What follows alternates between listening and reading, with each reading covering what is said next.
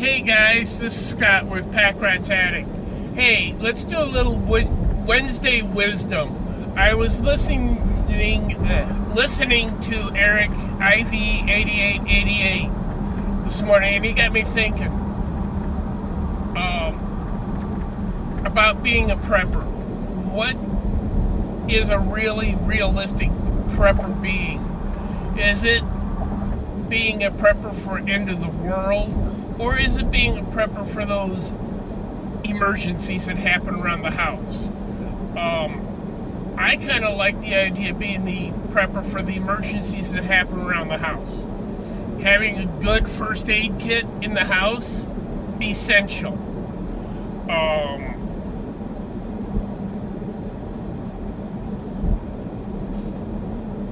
The other thing, spare light bulbs. You may think that's a little trivial thing, but how many of you have spare light bulbs hanging around the house? I know a lot of people who don't. What about spare batteries? You know, how many things nowadays run on battery power? A whole lot. So always have some spare batteries of whatever size you commonly use.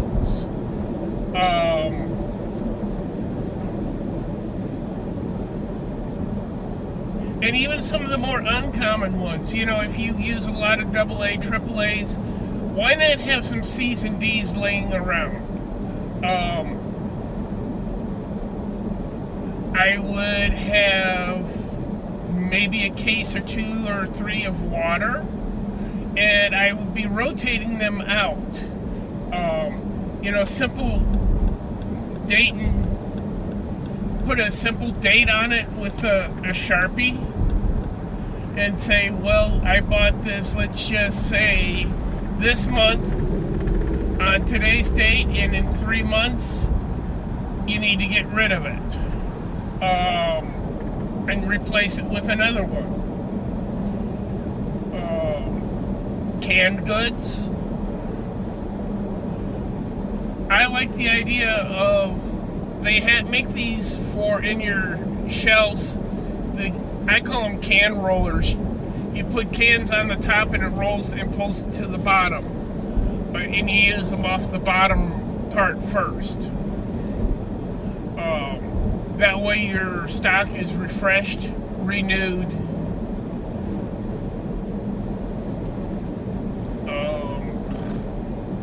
Trying to just think of things, keeping it simple.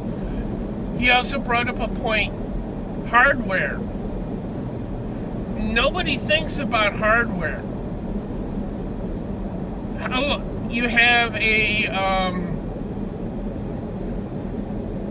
let's just say a roof blows off your house. A good tarp, but how do you put that tarp on the roof? Oh gee, how about some drywall screws? Have a case or 2 of those, or a couple of boxes of those around. A good electric drill, maybe good battery powered drill. Have a little generator, nothing fancy. Something maybe you can run your refrigerator and your heating and cooling off if you have electric. Let's see here. What would be next? On the subject of those generators, make sure you have fresh fuel in them. Maybe every 3 months, run it until it runs out of fuel, and change out the fuel. Start it up once a month. Set it on the first of the month that you check your generator, you fire it up, run it 5-10 minutes, make sure it's running. I worked at a radio station for a while, and we had it set that once a month the station had to operate on emergency power. That was not just by station policy, but we had to do that per FCC regulation. Not a bad policy to have as a personal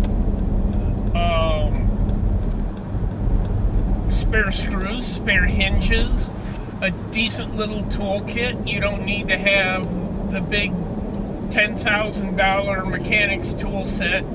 You know, a simple tool set. You know, a good set of pliers, set of various crescent wrenches, open end wrenches, various size screwdrivers, a couple of good hammers, a couple of saws.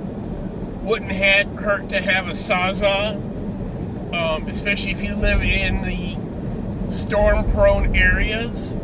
If you live in a storm-prone area, a good chainsaw.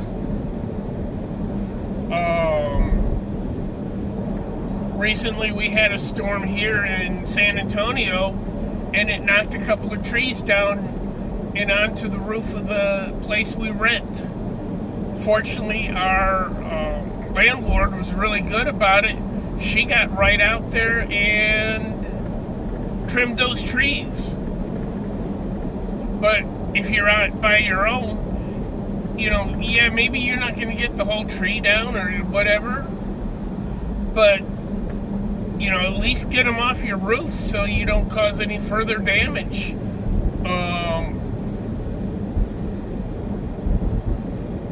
Heck, for that matter, if your door's jammed by debris and that, you know, you're going to have to cut your way out of your house. If you live in an area that's prone to snow, snow blowers are nice, but again, they run on gasoline. So keep a good snow shovel handy.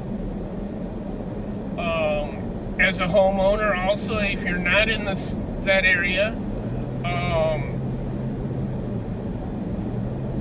couple of good shovels. You be the judge of what you like. Sandbags, if you're in an area that's prone to flooding. Granted, the sandbags may not save your house, but you know what?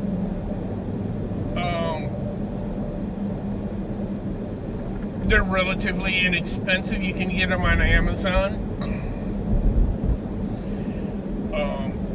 My thought about having the sand available, real simple. Get some planters. Plant some flowers. If you have to in an absolute emergency, pull up your flowers, stuff your sandbags. Hey, it's better than nothing, and it's better than having water in your house.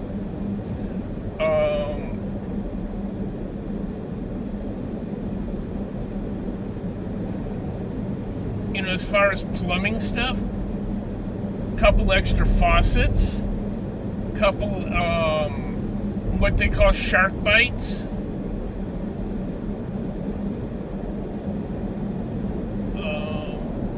Good old-fashioned duct tape, or some of that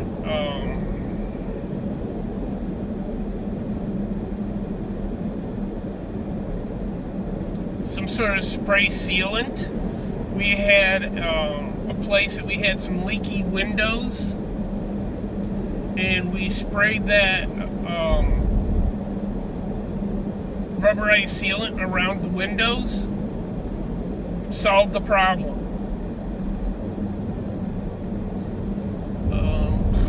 What else? Wiring. Keep a couple of spools of wire handy. You know, he brought up a good point. You go and you're doing a project. Let's say you need 1,000 deck screws. All right. Why not? And the boxes come in let's say they come in 1,000. It's been a while since I bought them, but it comes with a box of 1,000. Why not go and buy 2 boxes and have a box on the shelf? You need to replace a faucet or a valve. Rather than buying just one, buy 2.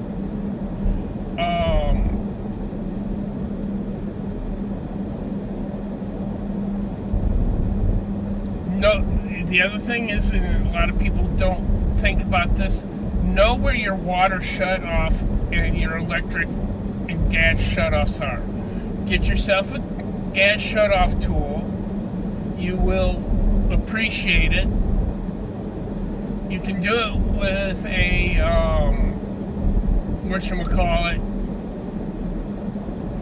a pair of channel locks, but you know what? The gas shutoff tool fits on there perfectly and is a whole lot easier.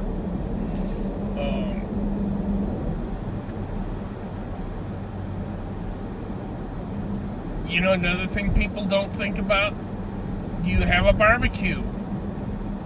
Keep a couple of spare tanks in your propane if it's a gas. Keep a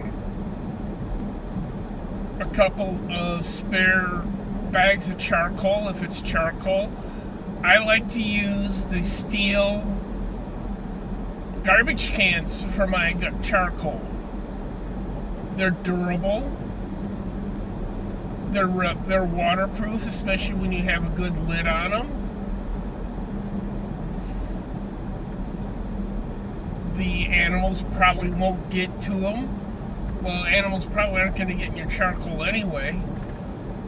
But I also use those steel garbage cans for my dog food. Helps keep the mice out.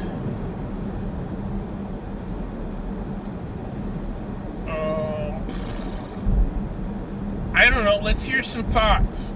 Oh, he mentioned about having rope and twine, and I'd even go so much as have a roll of baling wire.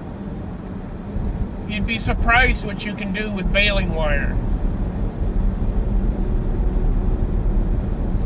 And I would also have a good fence mending tool. Fence mending tools are awesome. They're like a 3 and or a 4 and 5 tool in one. They really are a handy item to have. Have a good knife sharpener, because nothing worse than a dull knife. I'd even have in my emergency kit for at home, I'd make sure I would have maybe a couple of the utility knives. You can get those relatively cheap at any home improvement store. The next thing is make sure you have a couple of good flashlights. I would try to have a good flashlight in every room.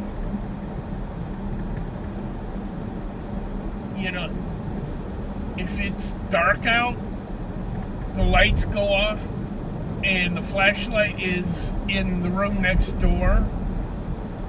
Nothing worse than trying to stumble around in the dark around your own furniture and trying to find a flashlight.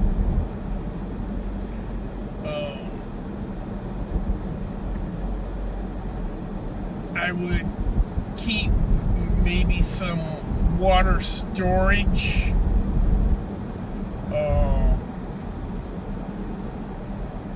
containers. You can get real nice collapsible ones at any good sporting goods store. Especially if let's say you have a plumbing problem and you're going to have to call a plumber and have someone fix it. Fill up those storage containers and so you have something while your plumbing is being worked on. You know, it's nice to flush your toilet. Again, you know, you don't need to go out and have all this stuff for the end of the world. But I would definitely have enough for, let's say, 2 weeks. 2 weeks is a great goal. It's not being overly prepped, doesn't take up a whole lot of space. But it doesn't hurt to have it on hand. So let's hear everybody else's suggestions, what you would add to that list. Anybody, please make some comments. I do these videos to help people think. So please, you know, make some comments and suggestions. What you think might be a silly suggestion may not be, and it may help somebody else out. So, with that being said, thank you for listening. Please like, share, and subscribe to my video. I'm really trying to push. I'd like to get to 100 subscribers before my birthday in August. I don't think that's a really realistic goal. But, hey, you know, I'm almost at 70 now, so that's only 30 more. But who knows what'll happen. Anyway, everybody have a good day. Have a blessed day. Like Hillbilly says, make somebody's day better. And always remember your ABCs. Always be carrying. Because carrying your handgun is a whole lot easier than carrying a cop. Thank you, and again, have a great day.